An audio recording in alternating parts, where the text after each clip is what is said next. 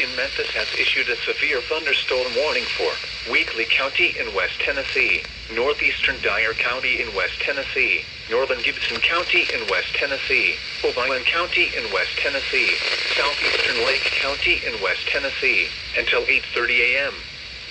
At 7:49 a.m., severe thunderstorms were located along a line extending from near Clayton to 6 miles east of Reelfoot Lake State Park to near Ridgely, moving east at 20 miles per hour.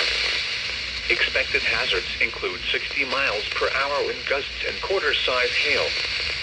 This is a radar-indicated threat. The following impacts are expected. Hail damage to vehicles is expected. Expect wind damage to roofs, siding, and trees.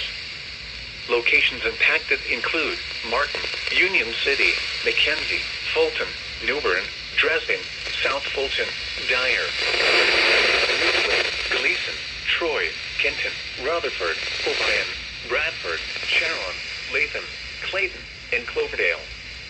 Repeating, a severe thunderstorm warning has been issued until 8:30 a.m. for the following counties in Tennessee, Obion and Weakley.